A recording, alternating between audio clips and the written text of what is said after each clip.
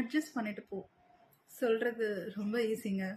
ஆனால் அதை செயல்படுத்துகிறவங்களுக்கு எவ்வளோ கஷ்டம் தெரியுமா? ஒருத்தர் நம்மள எப்போ பாரு ஏதாவது கமெண்ட் பண்ணிக்கிட்டே, இதை செய் அதை செய்யின்னு சொல்லிக்கிட்டு, ஆஃபீஸ்லேயோ இல்லை வீட்லேயோ நமக்கு நம்ம வேலையை ஒழுங்காக செய்ய தெரியும். நம்மளால் இயலாத பட்சத்தில் நம்மளை நம்ம போக்கில் விடுறது தான் நல்லது.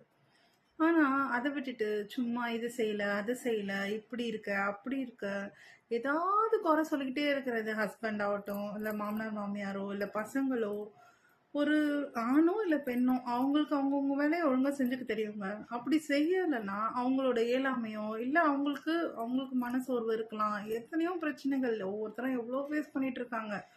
அதை விட்டுட்டு சும்மா எல்லாரையும் கமெண்ட் பண்ணிக்கிட்டு, நீங்கள் இப்படி இருக்கணும், நீங்கள் அப்படி இருக்கணும், அவங்கவுங்க லைஃப் அவங்கவுங்களுக்கு வாழ தெரியுங்க.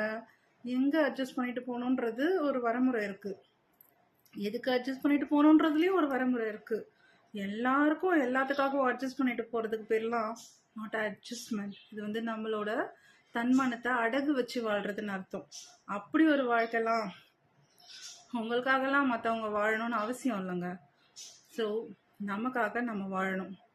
அட்ஜஸ்ட் பண்ணிட்டு போகிறதுக்கு எதுக்கு அட்ஜஸ்ட் பண்ணிட்டு போகணுன்றதுலையும் நம்ம மனசுக்கு நமக்கு தெரியும். ஸோ மற்றவங்களுக்காக எல்லா விஷயத்திலும் அட்ஜஸ்ட் பண்ணிட்டு போகணுன்னு அவசியமே இல்லைங்க.